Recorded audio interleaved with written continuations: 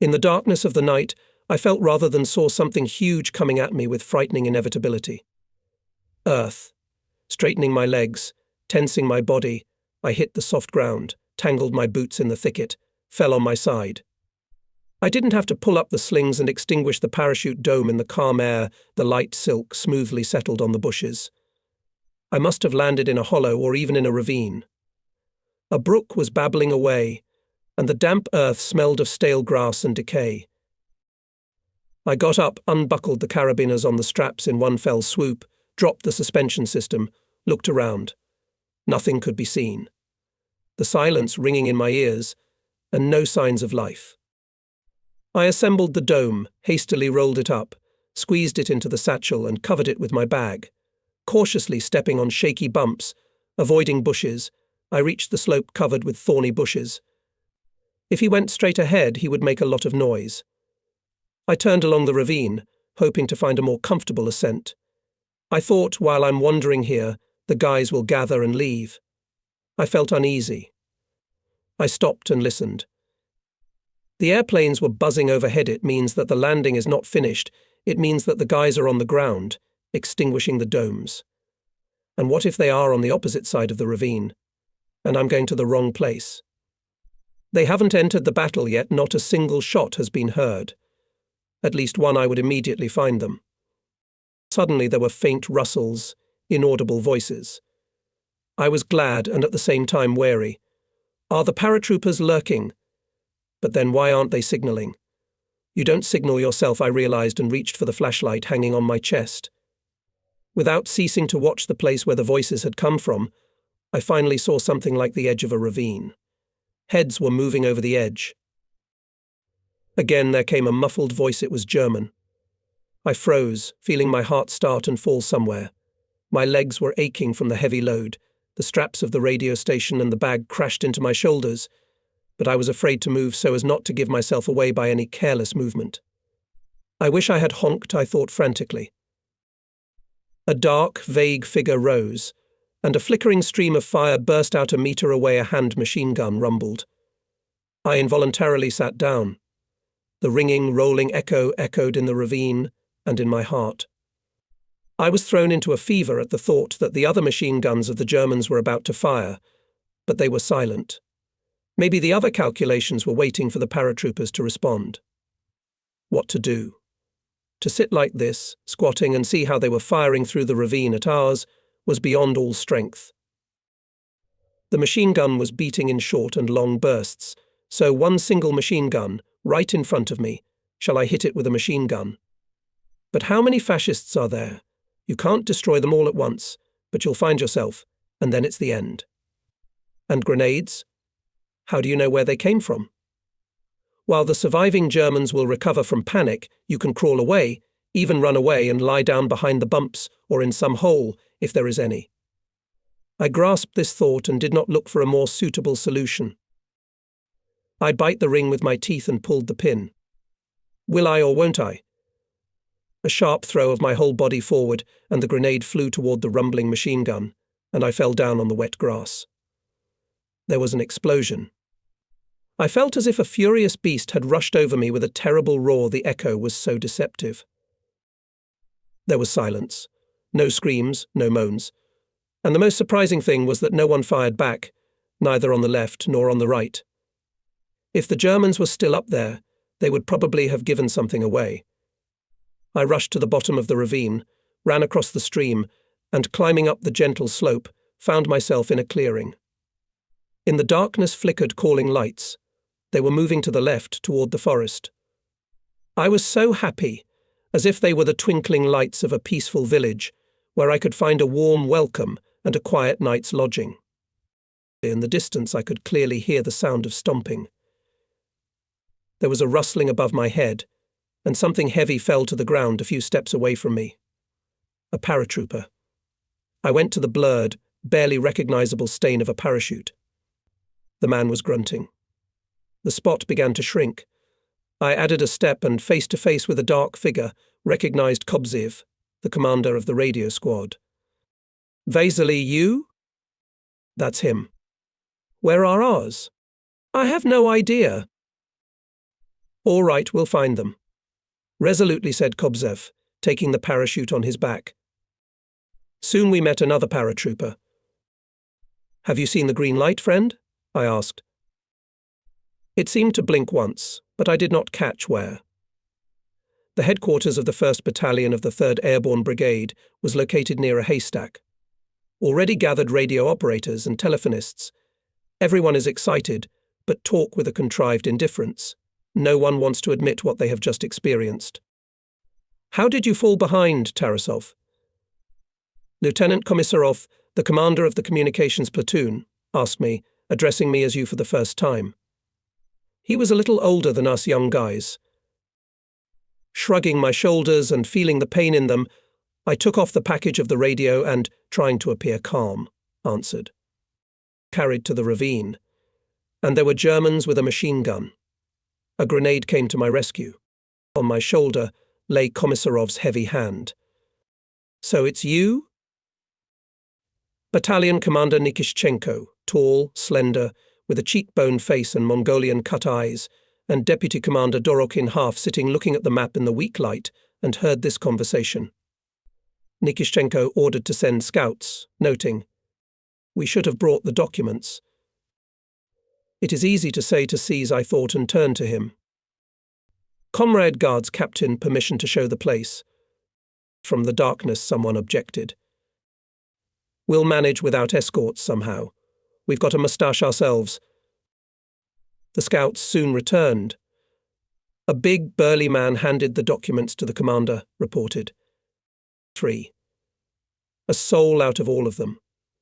The machine gun is not good. They found a passenger car on the road. They started it and drove it under the slope into the ravine. A ray of light slipped on the papers of the dead, reflected on the oval face of a scout with a lush moustache. So that's who didn't want to take me as my escort, Igorov. I was with him at the last exercise. Then this hero complained about the bumpy road, said that the scout should walk through the forest on foot, not drive a car. Nikishenko, looking through the documents of the dead, perplexed, hummed. Quite strange.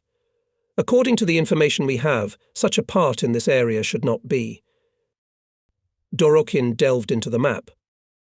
These Germans are probably passing through here. Here it is, the road behind the ravine, he said thoughtfully. They noticed us, decided to frighten us, or wanted to attract the attention of their own. 3 of us firing at a landing party is extremely reckless. But what doesn't happen in war? He was wearing the same leather jacket that he had worn in the camp, but instead of a cap on his head sat a helmet with ears bent upward. I regarded Dorokin with awe, perhaps because his name was surrounded by an aura of mystery.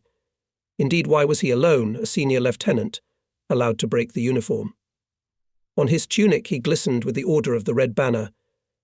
But the orders were worn by other officers, older than him in rank, and dressed as they should. The army is the army. There were rumours. As if once in the plane just before the ejection of Dorokin's parachute unravelled. Everyone jumped off. He packed the dome and threw himself overboard. He landed in the village right on the Germans' heads. He threw grenades into the windows, raised panic, shot almost all the ammunition, and went into the forest unharmed. Only on the second day he managed to find his own men. Before the paratroopers appeared the same Dorokin, but as the guys claimed, all grey. Indeed, when he came to our classes and took off his cap, the bright grey hair was unusual to cut the eyes, because it did not fit with his age. Dorokin never told us about himself, thus causing us young paratroopers even more curiosity. Anyway, we considered him a hero. And now, from the whole appearance of this man was a feeling of confidence and strength, as if he was not in the rear, and on the other side of the front line, where everyone is his own and do not have to look back. From the darkness appeared a young Lieutenant Savinov, chief of staff with a group of people. They were company commanders and individual platoon commanders. Please, everyone closer, said Nikishenko. Before dawn an hour. In an hour we must remove from the landing site for 5 kilometers. Check again, whether well-camouflaged parachutes, and on the road exactly to the north. The commanders are gone. Someone took me by the elbow, a habit of Vladimir Soknev, and whispered in my ear. Happy baptism of fire, Maximek. It's a pity we didn't get into the ravine together. We would have made a lot of noise. How naive that Vovka is. I grinned. Don't be sorry. Give time. And you'll be christened. Muffled commands sounded. Prepare to move.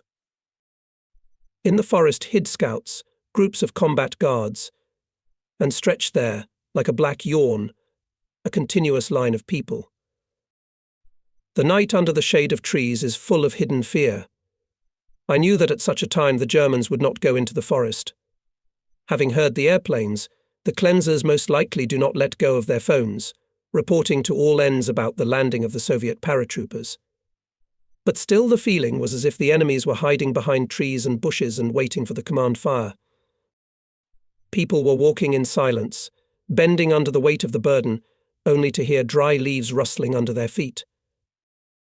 They stopped. Nikishenko asked what was the matter. Suddenly the silence was broken by a husky, as if damp but sharp enough voice. Razmaznya. Are you blind? Didn't you see what you were holding on to? I froze in anxious wariness. The usual rude soldier's words struck a nerve.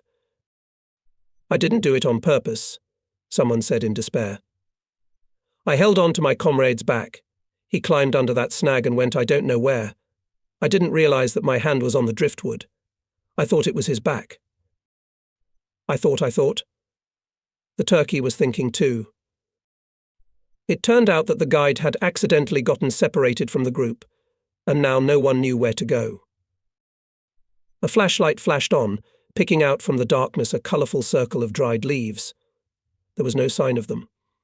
The people stomped around in indecision. Shouting was forbidden. Move aside.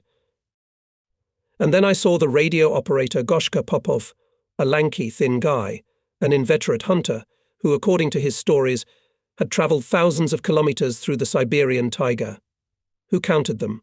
Kilometres. But we believed because Goshka loved the forest, felt at home in it, never used a compass, skillfully built a fire, even in inclement weather, and could do many other things, surprising us with his cleverness. Goshka knelt down, bent threefold, scattered the leaves, and said to Vasily Kobzev, who bent down to him with a flashlight, "Lower the light, but hurry up." His fingers cautiously felt the ground and came across an indentation from a heel. Having examined it, Popov showed his hand, "That's where we should go." In a minute or two a light flashed intricately in the thicket. The paratroopers rushed to catch up with the column. To keep up with the headquarters, I had to run. From behind there was a stomping sound. Someone, breathing heavily, grumpily said, "Hey, buddy. Tell your superiors that mortars with slabs on their hump can't run." Before I opened my mouth, Savinov said combat. Nikishchenko, and indeed people have the impression that everyone is running. What do you suggest? Report to the head of the column to stop. Otherwise we will lose people. We'll do it. Just be warned, if we don't get out of this square before dawn, we'll be swatted by the Air Force. Dawn came quickly. Everything was dark, and suddenly from above grey spots seeped through the branches. The outlines of trees with shaggy hats became visible. This was reassuring. The leaves left on the branches would shelter them from the airplanes. Next to Nikishenko was Igorov in a stained robe. On the move, he reported. Ahead is a dirt road that leads to Krasnyanka. Before the village with a kilometre. In front of the village a large wasteland, well viewed. In the vegetable gardens the enemy is digging trenches in our direction. There is no movement on the road. A field telephone cable is laid along the roadside. We didn't break it, as agreed. That's all for now. Good. Continue surveillance. Igorov saluted and disappeared as inconspicuously as he had appeared. The forest thinned out, it became quite light. Tighten up, came from the front of the restrained command. Wider step. Nikishenko ordered to make a halt to pull up the battalion, but no one had to sit or lie down. Barely appeared trailing column of paratroopers, as Nikishenko again approached Igorov, threw his hand to his temple. All is calm, Comrade Guards Captain. Commanders raised units, dispersed along the road. Come on, softly said Nikishchenko and vigorously waved his hand. The men rushed forward, ran across the road, climbed the hillside and took cover under the yellow tents of trees.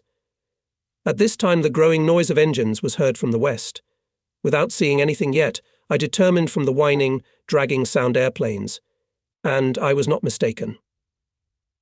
The ranks erupted. Air. Air. Everyone lay down. Over the forest, in which there was no longer a single person, flew brown junkers accompanied by silver Messerschmitt. Behind the village, in a spill of scarlet, they turned and flew back, rearranging themselves into a broken chain. Covered by twigs and leaves, I lay under a tree and watched the play of airplanes. The front machine, like a kite on the prey, dived down, bombs fell. Now we're dead, Sochnev said in a broken whisper. Such a fool falls it can blow his head off. I glimpsed at his good-natured, but full of anxiety face. Don't die before your time. These bombs are not ours, I said with the look of a connoisseur, although I had never been to the front and landed in the rear for the first time. Junkers one after another dive and, having dropped the load easily and swiftly, like birds in a race, soared up. Over the sea of forests flashed smoke whirlwinds and crackling thunder, two narrow, fast Messerschmitts, with black crosses on the fuselages, and on the wings with a ringing flashed along the road. Even the trees above the heads of the paratroopers indignantly rumbled, shaking their branches, sprinkling the ground with multicolored rain. The planes appeared again, bombing and shooting the empty forest closer to the road. The rumble of explosions was deafening. The tremors of the earth became more tangible. The whirlwinds of cold air brought the odor of acrid burning. Sochnev touched my elbow. Why are we lying down? While they are throwing bombs there, you can run 2 kilometers. His eyes, green as a cat's, were running restlessly around. On his tanned forehead at the edge of his helmet, there was evaporation. Sochnev was not a timid man, but he was fidgety by nature. He was always fidgeting, in a hurry. I often teased my friend, but now it was not to jokes, and I angrily threw. You're a smart ass. Try to stand up. They'll give you lives. Tarasov. Komisarov shouted from behind a tree and shook his head sternly and judgmentally. I looked reproachfully at Sochnev, rested my face against my hands, and at the same moment felt that my head felt as if it were filled with lead. After a sleepless night, I suddenly felt lazy, indifferent to everything. I was deathly sleepy. I vaguely heard the commanders talking in a low voice, and glumly looked into space, seeing a group of bombed planes. Shall we raise the battalion? Savinov suggested. The Germans will not bomb the road, but they can comb the area near it, as if not to catch us. Nikishchenko and Dorokin agreed was with the chief of staff and moved, throwing off the leaves, but at this time high in the sky, emerging from the grey clouds, hovered Henschel. The appearance of an aerial scout did not bode well. I knew from the front-line soldiers that the frame this ubiquitous scout, having detected the enemy on the ground, fires quite accurately. The drowsiness was lifted like a hand. Not otherwise, the Germans are up to something. There was a muffled murmur. Again from the west. Gradually the noise grew, and the clanking of tracks was clearly distinguished. To the battle, shouted Nikishchenko. Do not open fire without my command. Yellow bumps rustled, and swayed. The communicators grabbed their automatic rifles and pouches with unusual haste. Komisarov warned. Calm down, guys. Paratroopers everywhere, like moles in a hole, hid under leaves and branches, and I imagined that on all this hillock there was no one but me alone. Clutching my automatic, I agonized with the anticipation of impending danger. Above the forest, barely touching the tops, airplanes flashed by with a wild roar. The air was filled with shrill whistling and howling. The terrific force of the blows seemed to open the ground. Trees fell down with a deafening crack, clouds of leaves torn from branches and lifted from the ground. The splinters split the bark on the thick trunks, knocking out splinters. I clasped my head tightly with my hands, protecting myself from the blows of falling branches and clods of loam, and I was ready to crawl into the ground myself, not to see and not to hear this rumbling and burning hell. At times he felt the pain of his convulsed body, pain in his ears, gasping for air like a fish thrown ashore. And at that moment an ominous motorcade of a tank with a closed hatch and 3 armoured personnel carriers followed the road toward the village. After silence had settled, I lay motionless for some time. My body softened, did not obey my consciousness. I wanted to get up, to shake off the weight of the experience a man is better in motion. And the frame was still hanging. Someone's voice cut the ear. Henschel circled for another 20 minutes, descended over the landing site, spiraled above the forest, flew over the road, veering to the right and left. Having described a circle, went to the west. The paratroopers did not get up, fearing that a new frame would appear. In the sky floated clouds. Stand down. Commanded Nikishchenko. Prepare to march. All night I slept like a dead man. In the morning, having covered the guys scattered in their sleep with a cloak tent, I got out of the tent. After yesterday's exhausting march, my joints were still aching, but I didn't feel tired. Only my throat was dry. I took a kettle and a flask and went to get some water. Under the pines in disorder, like large anthills, grew a lot of huts. They finished building the headquarters dugout. Telephonists, unwinding the coils, brought to it the telephone cable connecting the headquarters with the companies. I asked the paratroopers digging a deep crevice where to get water, and they pointed out a path. The path led me to a mowing field with dead, tangled grass, in some places scorched by the flames and black from the soot of the explosives.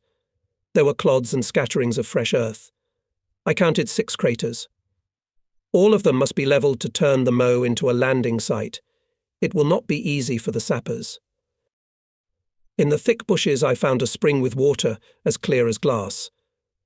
I knelt down and leaned over the bowl with my hands on the rocks. Pine needles and pebbles were lying at the bottom. Fountains were playing, tossing grains of sand from place to place. The reflection of a sleepy face rippled on the transparent surface. I touched the icy water with my lips and took short gulps to drink to my heart's content. Then I dipped my face, stood up, wiped myself with a handkerchief, filled the kettle and flask and returned to the hut. Goshka Popov, in an unbuttoned jacket, with his helmet pinned back of his head, was chopping dead wood for the fire with an axe.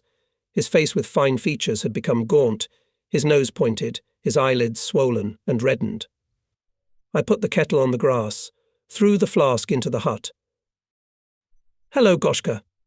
How did you sleep?" "My very best. I slept like a dog. It wouldn't be a bad idea to continue, but I have to prepare food."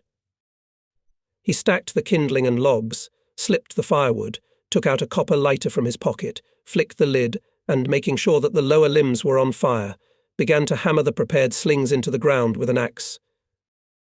I sat down and put my arms around my knees. The Germans maimed the mowing, I said, and pushed the log with the toe of my boot. "Never stir the fire until it is burning," Popov said in an instructive tone, standing upright. "Look how the flame reaches for every twig. And you don't let it go. Crippled, you say. The whole neighbourhood must have been bombed. The Germans are looking for us. They're blocking our routes, even from the air." Sochnev's scraggly head peeked out of the hut. He came out, naked from the waist down, in pants and boots. "Ours to yours." He stretched sweetly, looked around, and exclaimed in a bass voice, "Ooh. In one night, you see, we have built a whole camp.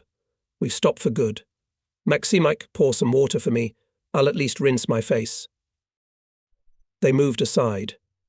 Sochniov shuddered, groaned, shook his head, sniffed, ran to the tent to get a towel. Stocky, broad-chested, he rubbed his dense body with pleasure. The biceps of his arms were rolling, and spoke in a bass voice. I thought we'd take the village. It was right in the palm of my hand.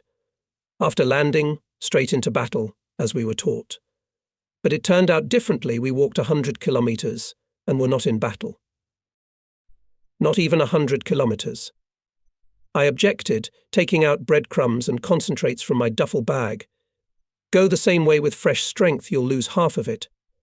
In the village we would, as you can drink, we'd be rattled. You can't use planes, tanks, armoured personnel carriers. That's true, agreed Sochnev. But how I'd like to take at least one settlement. To take, and tell people you are free. Popov was stirring up in a cauldron a medley of mashed pea soup. He threw it down glumly. That's what we've come for, he said with such intonation that I felt something unspoken in his words, but I didn't bother to clarify it was said correctly. Kobzev came out of the tent in a cloak tent thrown over his shoulders. The helmet pulled tightly over his head emphasized the roundness of his pimply face with light blue eyes. "Why did you start the fire?" he asked sternly. "Everybody burns." "What about us, redheads?" Popov replied and rolled upward his speckled grey eyes. "The sky is about to leak. You don't have to worry. No one will hurt you." A glimpse at the dense clouds. Kobzev said nothing and went with a heavy step to the headquarters dugout. "Vasily's soul is in pain," Sochnev muttered. He was moaning in the morning. He kept calling for his mother. "Where in the Urals will you find her now? The Urals are big. At a time like this, you see, no one will answer a request. It's hard for the boy." "We have good people in the Urals," I said. "They won't leave him in trouble. When the war is over, he'll find his mother." Squinting at the smoke, Popov was baking fritters on a sapper spatula. He greased it with mixed fat, poured the mess, and put it on the coals. "Everyone has his own," he sullenly exhaled, taking the spatula in his other hand. "Put on the soup, and I'll treat you to my cooking." "Fire me," I said. "I've had enough once. On a camping trip I touched every puddle."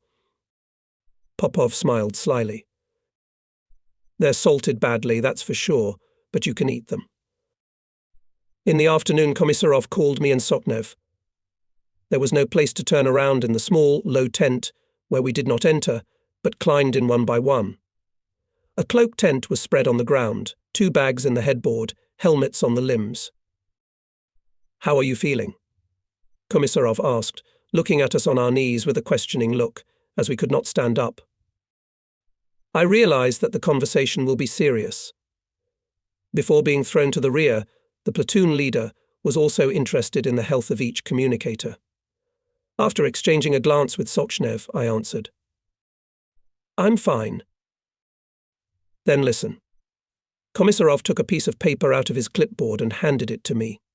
"Here are the data of radio communication.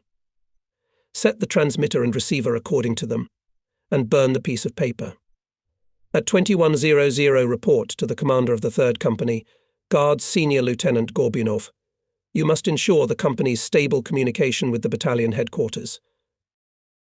At the appointed hour, we were in Gorbunov's spacious hut. It was a man already in his old age, on the forehead baldness, hair sprinkled with grey. He had just dismissed the platoon commanders and, poking his finger into a map tucked into a clipboard, was telling the officer who had been delayed, "We will ride the road here and hit the enemy as soon as he equals us, and your task is to cut off his escape routes. Is that clear?" "Yes, sir," said the officer and left the hut. Gorbunov put on a raincoat helmet, threw the strap of binoculars behind his neck, and, heading for the exit, said, "Quite glad to see you, radio operators. We'll take the exam, my lovebirds." I could not find anything to answer his strange words, and Sochnev was silent. Platoon commanders came up to him at rest stops, and he usually started the conversation like this. "And now, Ivan Sergeyevich, tell me, my dear fellow, how is your army doing?" The army was doing quite well, and the satisfied Gorbunov, with his leg as usual, opened a clipboard on his knee. Apparently the soldiers and officers were used to his civilian manners and did not notice them or pretended not to notice them. In any case, they addressed him and answered his questions as military men should, without a hint of panache. I learned that before the war Gorbunov had taught math at school, and that his eldest son was at the front. Before dawn we passed the forest. There was a chill in the air. Ahead, in the dark outlines of something unclear, faintly outlined a wide expanse, embraced by silence and serenity. Gorbunov himself stood for a while, as if stumped, looking into something invisible and listening to the silence, then ordered the platoon commanders to position their units along the edge of the forest and to entrench. The men began to move, and soon there were muffled blows of blades, grunts, and restrained talking from everywhere. We were digging a cell at a distance from the others, under a thick pine tree, carefully chopping roots, throwing earth and stones on the berm. Both of us were getting hot and did not immediately notice that the sky had thrown off its black veil, it had become light. Sticking the shovel into the berm, I looked around. As far as the eye could see, the paratroopers were lying on the hillock in freshly dug cells, finishing their camouflage. The knoll sloped gently down to the grey highway, and beyond it ran a narrow, quiet rivulet, over which leafless willow thickets hung limply. A dozen or two thick yellow oaks, scattered across the vast field, looked like lonely, lost wanderers, for beyond the field there was a whole grove of oaks, lavishly coloured by the hand of autumn. I revelled in the freshness and silence of the unawakened morning, and I did not want to believe that this picturesque area might soon be a battlefield. Suddenly, on the right, about a kilometre away from us, explosions went off, machine gun bursts. The paratroopers, who were fuming mercilessly with makhorka, took shelter in their cells. My curiosity got the better of me. I turned my face in the direction from where the shots came, but the forest ledge blocked the way. A panting Gorbunov came running, sat down on the edge of the cell, lowered his feet in dirty boots, and ordered. All the headquarters. I turned on the radio and, contacting the battalion headquarters, handed the microphone to Gorbunov. Burka, I'm Najim. Yes, it's me, the third. On my right, some household has started a fight. Me and my boys are on a fence. Over. I switched the valve on the tube and listened. He raised his furry eyebrows in surprise. You don't know? Well, find out from the chief, I'll wait. He gave me back the receiver and said as long as the brigade headquarters is called, I'll be here nearby. If anything happens, call me. He climbed out, put binoculars to his eyes, waved his hand and disappeared somewhere. The shots rattled behind the forest. In about 3 minutes, the battalion headquarters called the third. Vovka, hurry up for the commander. I said, hearing Kubzev's voice in the receiver. Sochnev broke from his seat and jumped and ran towards the forest. Gorbunov appeared from behind a tree and stopped him with a shout. Here I am. They both went down into the cell. It was not even a cell, but a square pit with a niche in which the radio station was attached. Gorbunov, seized with anxiety, listened and said, Here it is once. That's the time. Scouts? Of course he sent them. Having finished the conversation, perplexed, he waved his hands. We don't know who's fighting who. No data. In the distance, at the edge of the field, loomed the figures of people in grey-green uniforms. Germans, burst out someone's exclamation. The paratroopers squeezed deeper into the ground, numbly watching what was happening. The Germans prowled along the coastal thickets, fell and fired in the direction of the forest, across the river and the highway, rose again, and strange things strove at all costs to make their way to the place from where the most shots came. Having crossed the river, they wet and wade down, ran along the highway, looking back and firing indiscriminately. Lowering his binoculars to his chest, Gorbunov said, Someone is chasing them. He climbed out of the hole, and about 20 steps away from us lay down in the cell prepared for him. Commanded. To fight. The shots came closer, louder, more distinct. Together with the shots, the rumble of engines grew.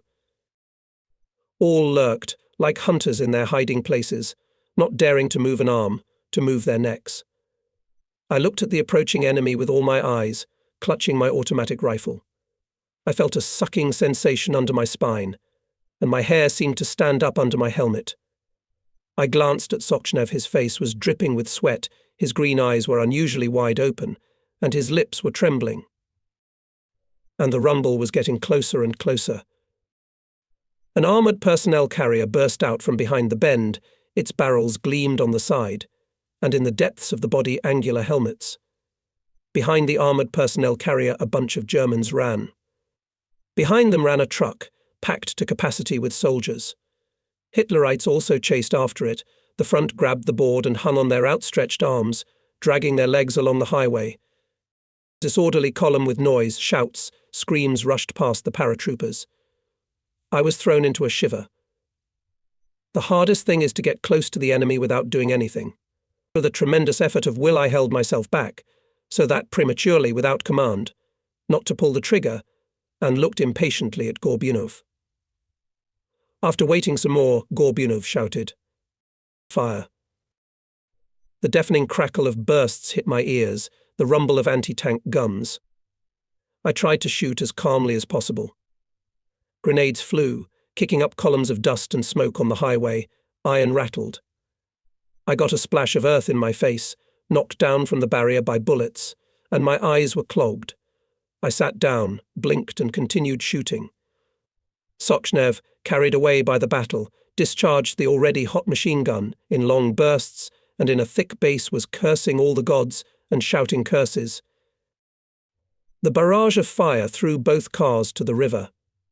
Hitlerites dazedly jumped out of the body and fell to the ground, clinging to every bump, every hillock to somehow take cover. The armoured truck went up in flames, continued to skid toward the water, dragging a black plume of smoke behind it, and suddenly exploded. Thick clouds of smoke covered the road. The Germans rushed across the river into the field.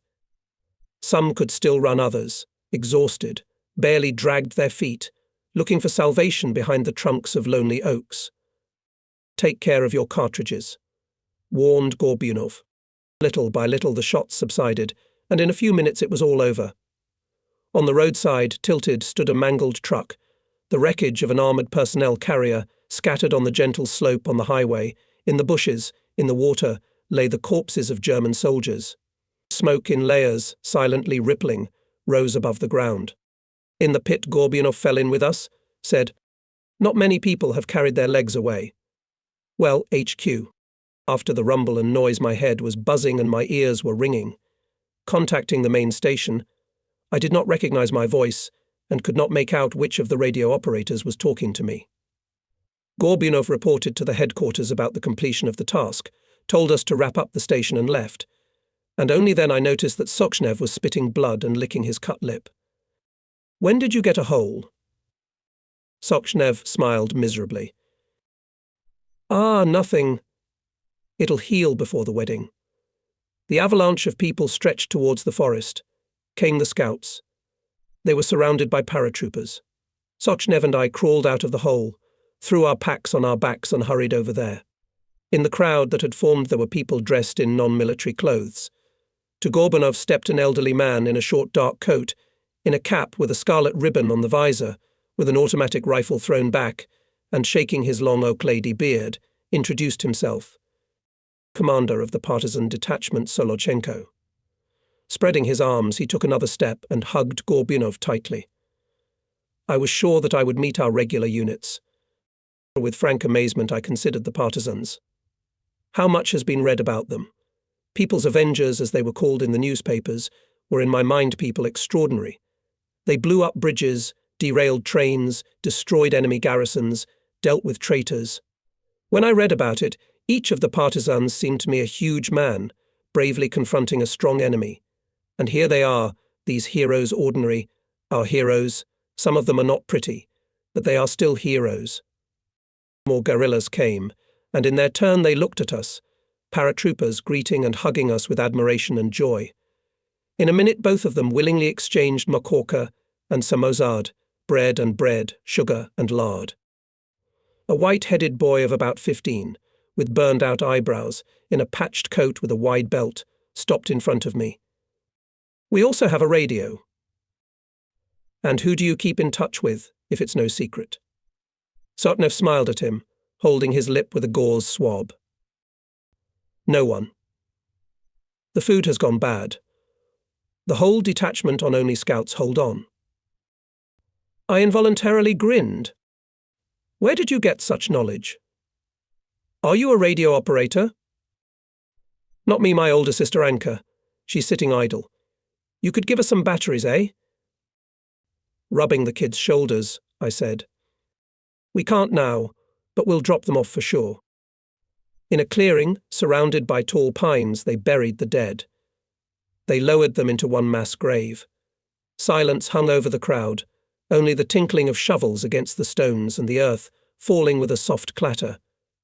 Gorbunov and Solochenko, squeezed to the edge of the grave, bared their heads.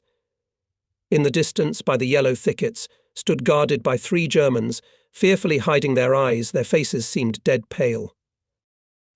Pulling me by the sleeve, Sochnev nodded, and we got out of the crowd. A paratrooper with a bandaged head was half lying on the stale grass. His comrade, kneeling, was showing some photographs. Shall we have a look? Sochnev suggested. The wounded paratrooper heard and said, Look, everybody look. Those were terrible pictures. On the gallows, 5 bodies in torn underwear. A little to the side, under the gallows, are German youths with machine guns on their chests, their sleeves rolled up to the elbow, their caps on backwards. They are cheerfully looking straight into the lens, posing proudly and picturesquely. Another picture, the execution of women and children. Completely naked, they stand on the edge of the pit with faces frozen with horror and weight. Soldiers are not visible. They are behind the frame. But here they are walking in disorder, firing machine guns in cold blood. Victims are falling, crawling, mothers are covering their children. I was scared, more scared than I was in the battle. I had assumed before that I would feel the deaths of my comrades. But that's what war is all about in war. Rarely a battle is without casualties. Sometimes thinking about it, clenching my heart into a fist in advance, I accepted future sacrifices as inevitable. But I could not comprehend why children, women, old people should die. Why? Ogres. Monsters, the wounded man shouted angrily, threw the pictures away from him, grabbed his automatic rifle and fired the German in the bushes. Waving his arms, fell flat on his back. The other 2 recoiled in deathly fright. Suddenly, and inappropriately sounded this shout, and shot the paratroopers, and partisans shuddered, raising their heads incomprehensibly from the grave. Gorbunov rushed to the wounded man. What have you done, my little dove? You know that this is not our custom. The wounded man raised himself on an elbow, pointed at the photographs, shouted defiantly, Is this the custom? The paratroopers were silent, furrowing their brows. The selected photos were passed from hand to hand, faces stern, fingers clenched into fists. Gorbunov stepped forward and said, My friends, none of the executioners will escape retribution. But understand, we are obliged to transport these people to the big land. We need them alive there. We'll send photos as a document to denounce them. Understood? Prepare to move. The familiar command somewhat sobered the men, and they sluggishly began to disperse, grouping themselves into squads and platoons. Part of the way the company and the squad went together. I rubbed a blister and limped on my right foot. I heard Gorbunov negotiating with Solochenko about a meeting. Can we go straight to our headquarters? I can't. I don't have the whole squad here. Besides, we have to keep the road in our sights. The Germans are taking ammunition and food to the Dnieper. All right, I won't insist, Gorbunov agreed. You'll send a liaison to us as agreed. But you, my dear fellow, at least tell us about yourself. Please, in a nutshell. At the beginning of the war, one was a Red Army rifleman. Got surrounded near Kharkov. Barely escaped capture. I returned to the village of Sinyavka. I used to work there as a collective farm chairman. I set up an underground group, and later a partisan detachment. The communist, 23 years old. I'll tell you more about it the next time we meet. There's a turn-off by those pine trees over there. We'll go that way. Saying goodbye, they shook hands firmly. A burning pain in my leg kept me awake. I hoped that Gorbunov would call a halt, but he saw the party off and said, Slowly, slowly, slowly closer and closer to home. There we will rest properly. It became unbearable to walk. Give me the package. I'll carry it, Sokhnev offered. No way. It's up to you. Change your shoes. Will it take long? I waddled out of the formation. I found a bump, sat down, took off my boot. My foot was covered in blood. The trailing men were passing by, talking to each other. I changed my shoes and was about to catch up with the company, as someone came out of the bushes on the road, hidden from me by branches. The place was deaf. Sensing something wrong, I slightly pushed the branches apart and saw a short German in a mud-soaked overcoat on the road. He was breathing hard and looking around fearfully. Kiryuka Badabum, 26.05.2024 840. His automatic rifle hung slantingly, barrel downward, on his chest. His helmet was pulled down to the back of his head. The belt on his belly sagged under the weight of the holster. I was stunned. The blood rushed to my temples. But it was only a moment. The next moment I threw forward the barrel of my automatic and shouted loudly, "Hände hoch."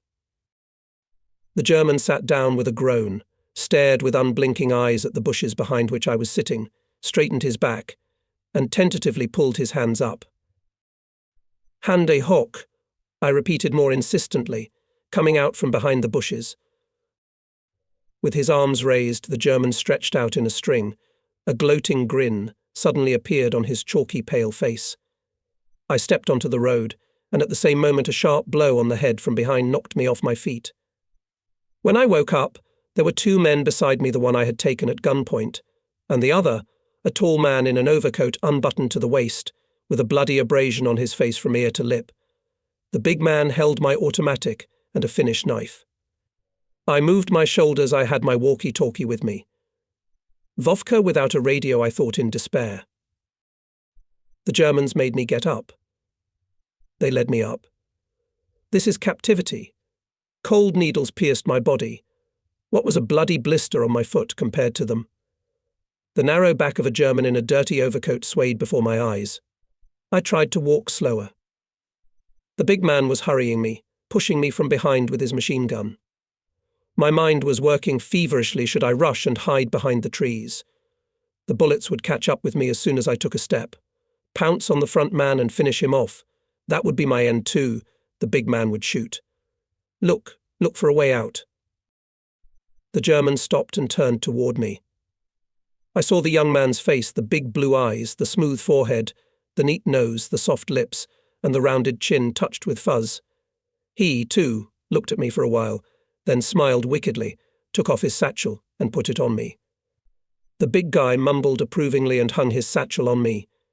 It wasn't heaviness that weighed down on my body. No, it was hatred for these people that rumbled in my chest, ready to burst out. Mocked, how exquisitely mocked. The big man nodded expressively, and we continued on our way in the same order. A small clearing opened up. On its opposite side stood a wall of pine trees, motionless and calm. A fluffy green branch swayed overhead, and a grey woodpecker, rhythmically waving its red head, chiselled the bark with its beak. The Germans scrutinized the clearing. The tall German pushed me forward, and after a while I heard their heavy footsteps behind me. 2 shots rang out, which threw me into a daze. I felt no pain, but unaccountably, by the edge of my ear, I heard the soft thud of something heavy on the ground, a long groan. No, it was not me who was shot. I'm alive. I turned sharply with my whole body and could not believe my eyes. The young German, face down on a bump, was lying belly down and convulsively scratching the dry grass with his curled fingers. The breathless big man was sprawled beside me, his face with a bloody abrasion frozen in a viciously painful grin. With the swiftness of a cat, I tore off my German satchel, grabbed my automatic rifle from the ground, took a knife out of the German's pocket, and was about to rush into the woods when men in stained camouflage coats appeared at the edge of the clearing. I was seized with unbridled joy when among these people I saw the Bogutar Igorov. Tears came. They accumulated in the corners of my eyes and dripped down my cheeks. I wiped them with the sleeve of my overalls, but the tears flowed and flowed.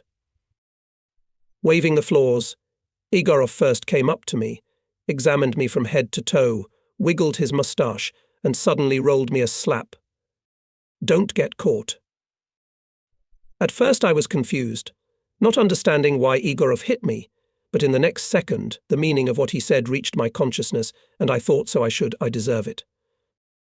Kiryuka Badabum, 26.05.2024 8:40. Egorov no longer paid attention to me and searched the dead. I headed towards the forest. "Where to?" shouted Igorov. "Air young and green. They'll catch us like kittens alone.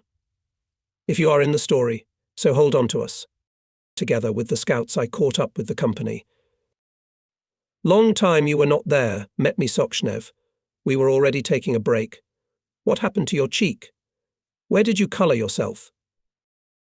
I was ashamed to admit what happened. No reason. I tripped. Solochenko's detachment was reported to the brigade headquarters.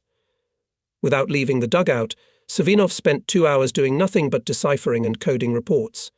We received a radiogram established constant communication with the detachment of Batya, act in concert.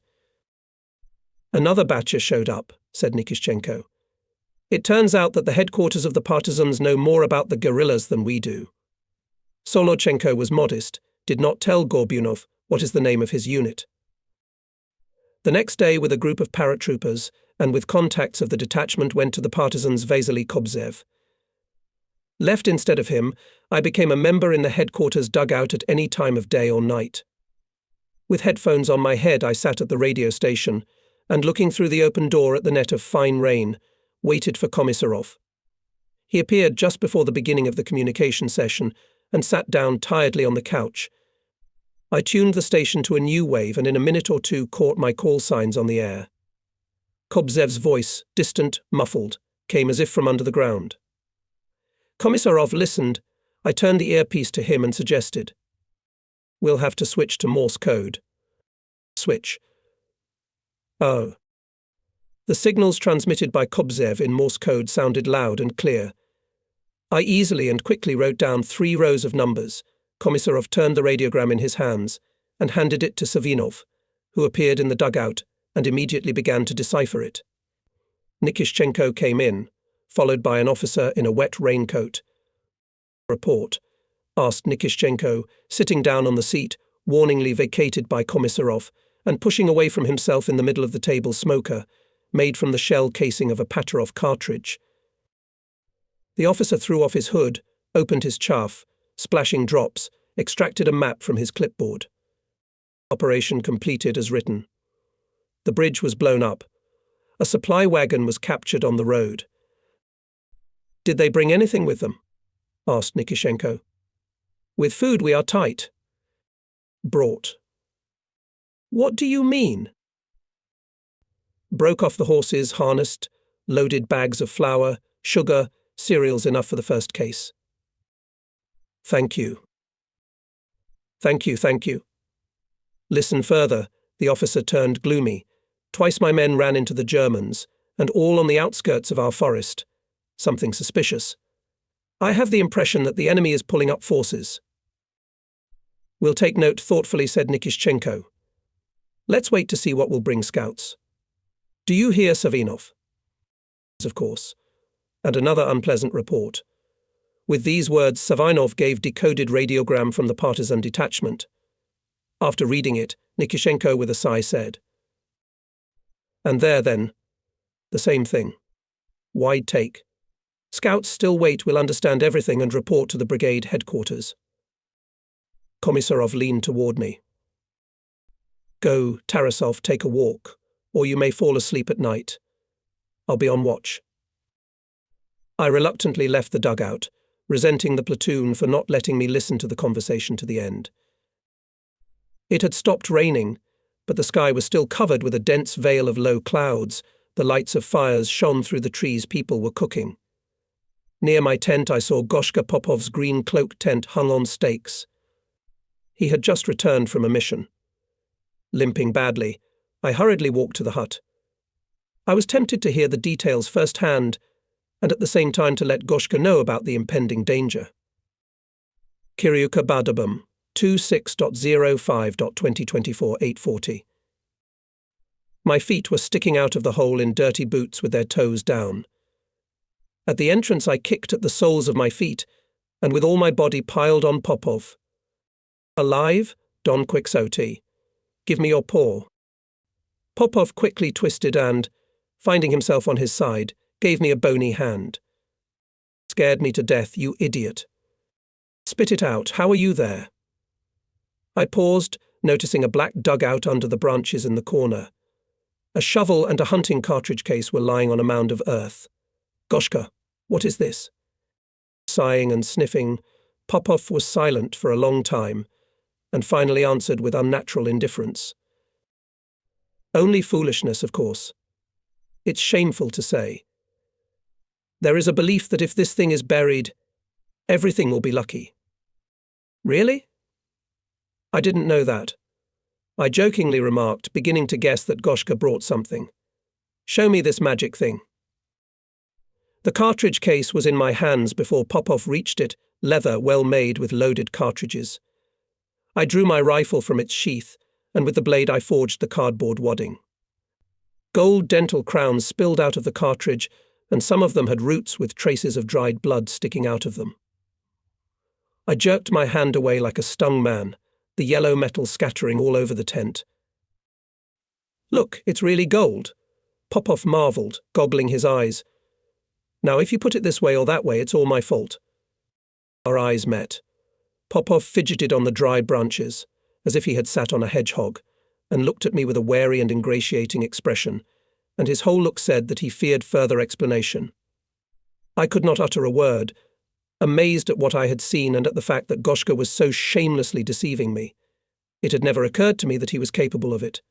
The silence was getting heavy, and I said, There was Goshka Popov, but he's all out. You know what happens for this kind of thing? Friends whom you deceived hit you in the face, and the tribunal puts you against the wall. It wasn't me who pulled those teeth, Popov spoke passionately. I took the cartridge case off the dead German. I couldn't throw it away. And you decided to hide it. You wanted to bury the traces of someone else's crime, and your conscience too. That's how it happened. The hell I did. There was so much genuine suffering and remorse in his eyes that I, softened, unexpectedly offered myself. I'll tell you what I didn't see or hear anything. You take this to headquarters. Today. Understood? Popov's face was flaming, his eyes glittering. That's how I left him. The paratroopers who returned from the raid were drying their shirts, uniforms and pants over the fires. I waddled to the nearest fire, the biggest one, to find out the latest news. A couple more such sorties, and all the ammunition will be used up, said a stocky, sullen soldier in an undershirt and pants with loose straps, covered with a cloak tent. Fritz is completely furious. He is snapping ferociously. It seems that ours had been hit hard over the Dnieper. The soldiers parted, letting Dorokin closer to the fire. The glow of the flames played on his wet leather jacket. That's right, comrade. The Germans have been squeezed out. Dorokin shivered, stretched out his hands to the fire. Paratroopers from neighbouring fires were coming up. Hitlerites were preparing to delay the Red Army's offensive, gaining a foothold on the right bank of the Dnieper, and stabilise the front line. And here in the rear appears our paratroopers. With our support, guerrilla units are more active. The rear is disorganised, ammunition and food are delivered to the front with interruptions. You can judge for yourself, how can they not snap back if their plans fall apart? I'll show you a curious document. Dorokin took a leaflet out of his clipboard. This is an order of the German command reproduced in Russian and Ukrainian languages. Its essence, everyone who will help to catch a Soviet paratrooper will receive a cash reward of 10,000 marks. Kiryuka Badabum, 26.05.2024 8:40. A black, gypsy-looking guy with a long goat's leg in his teeth, squatting and squinting from the smoke, was listening to the deputy, waving his shirt over the fire, and not noticing that it was already burning. Hey you, sniffing the air, the sullen soldier woke up. You'll soon catch fire yourself. They won't give you 5 marks for stale.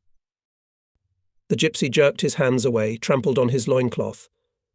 A light chuckle escaped. Don't worry. I won't let you take either the stale or the whole one in your hands, he said, continuing to smoke a cigarette. And that's good and order. It means that the devil has been stepped on, if he has set such a price. He's afraid lest they break his horns. Unknowingly, the gypsy threw a pebble into my garden. He touched the captivity and mentioned the blister. My cheeks burned, my hands became redundant for some reason. But everyone's faces were tinted by the flames of the fire, and no one paid any attention to me. Yes, of course he is afraid, agreed Dorokin. Soon, guys, and break the horns and pin the tail. There's not enough smoke, put in the gypsy, and with a wistful look handed a goat's leg to his neighbour. 1 for 10 louts. What's good for some, but a bath for the louse, said the sullen soldier. You'd better talk about ammunition. Soon there will be nothing to load the machine guns with. We're running out of food. There will be ammunition, food and tobacco, promised Dorokin. But don't get discouraged. We paratroopers don't deserve it. More life. We can do it. If so, replied Sullen. The scouts appeared from the forest. They were recognized at once by their stained coats. With them was a man in a grey jacket, black pants, German boots. A red beard on a haggard pale face without wrinkles made it difficult to determine his age. He looked like an old man and not an old man. As he approached us, the alien exclaimed joyfully, "Hello, good people. We have been waiting for you for 3 years." People answered in different ways, nodding, looking at the old man with curiosity. "There's no time, father, let's go," asked the young scout. Dorokin followed them. Anticipating that the old man will be taken to the headquarters, I hurried, overtook them, and, having come to the dugout, took my place at the radio station. "I've taken one thing off your mind," said Komisarov. "What?" Worked with the brigade, contacted the detachment. "Tomorrow Kobzev will come, we'll decide how to proceed." "Yes, I almost forgot. Popov is a good man. The sappers praise him. He acted on a par with them and showed himself to the best advantage. Well, have a good day." Komisarov left. Goshka was not in the headquarters, I noted to myself. I'll have to report tomorrow. Nikishchenko was lying on the bed, putting his palms under his head and covering his eyes. He did not feel well. Old wounds whimpered in the bad weather. Savinov, sitting on a thick pine log, coded a report on the results of the day. I prepared forms, sharpened pencils, and waited for Savinov to finish in order to transmit the radiogram. There were approaching voices and stomping. Pulling back the tarpaulin, Dorokin and Igorov entered the dugout. Igorov threw his hand to his helmet. "Comrade Guards Captain," he turned to Nikishchenko, 3 kilometers from the camp detained an unknown man. He called himself Makar Sedletsky, a resident of the village of Dubki. Permission to deliver. Nikishchenko sat down. "Put your hand down. Under what circumstances detained?" Egorov took his hand away and told. "We were returning from a mission. We looked. A man with a bag was wandering through the forest, not on the road and not on the path, but so. He's wandering back and forth. Looks like he's lost or looking for someone. Then he goes straight to the camp. That's when we called out to him. When he saw us, he was happy. He was looking for us," he said. After listening to Igorov, Nikishchenko released him, telling him to bring the detainee, and lay down again. Kiryuka Badabum, 26.05.2024 8:40. Completely collapsed. I would sooner join the brigade and into battle. All the disease would fly away. The old man came in timidly, looked around the dugout with a keen eye, took off his cap and said with a broad smile, "It was hard to find you. My feet are not mine. I've been wandering in the forest for 3 days. I've been wandering in the woods for 3 days. If it weren't for the boys, I would still be walking." Rising on the bed, Nikishchenko interrupted him. "Daddy, you business to talk. How do you know about our existence and why we're looking for?" So how not to know? Everywhere have heard about you. The Germans are on the run, looking for you, suicide bombers. They promise big money for your capture. But that's why I was looking for you. The men sent me from Dubki. Go, they say, Makar, tell our men to go to Dubki immediately. The Germans are fed up. They've tormented us. We can't take it anymore. The old man became more and more belligerent. You can take our village in a heartbeat. Help, rescue from captivity, he said in a pitiful tone and wept. Nikishchenko softly said, Okay, Daddy, do not get upset. We know that under the German people live worse than ever. Better tell us what part is there. Having risen, Savinov pointed the old man to a chump with his hand and, standing behind his back, continued coding the report. With the sleeve of his jacket wiped away the tears from his cheeks, the old man sat down and answered cheerfully. SS garrison, rabble of different kinds, underdog souls of 100 soldiers. There is a cannon and a tank, 3 machine guns. Distracted from the table, Savinov asked, What fortifications there are?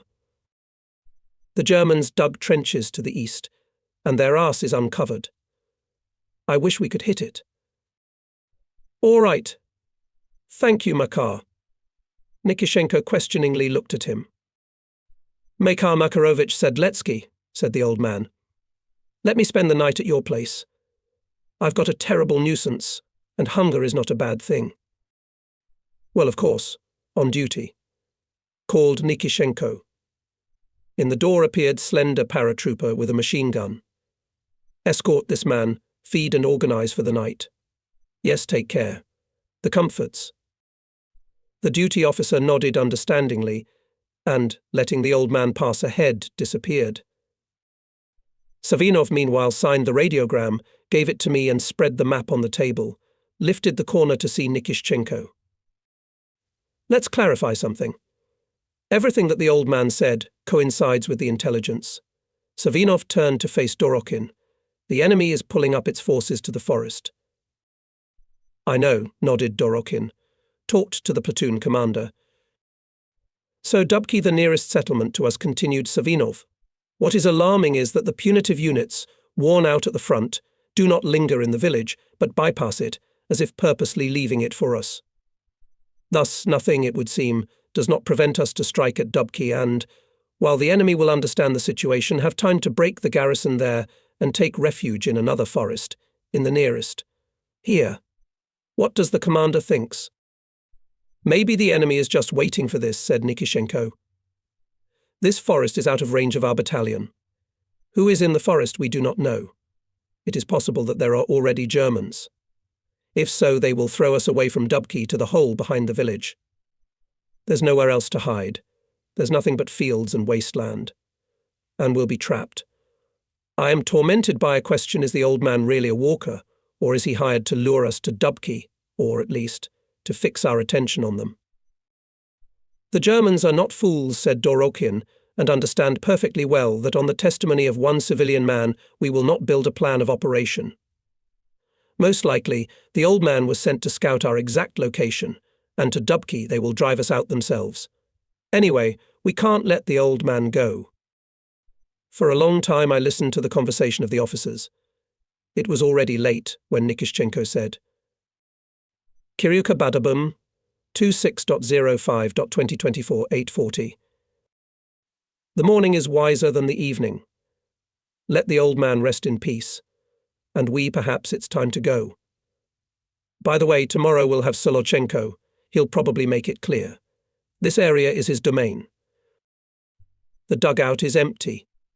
For me there came languid hours. I sat by the receiver and waited for a call.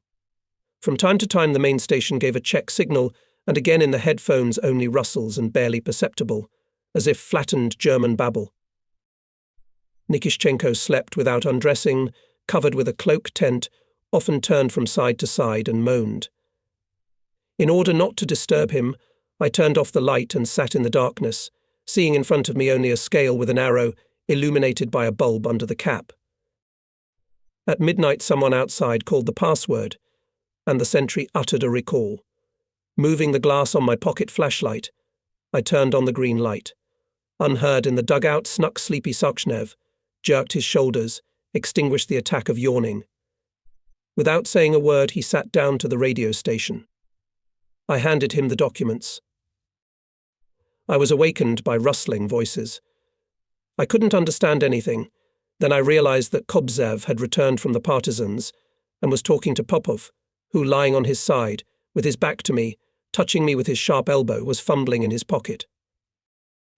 Now I know where the partisans get such courage, Kobzev spoke.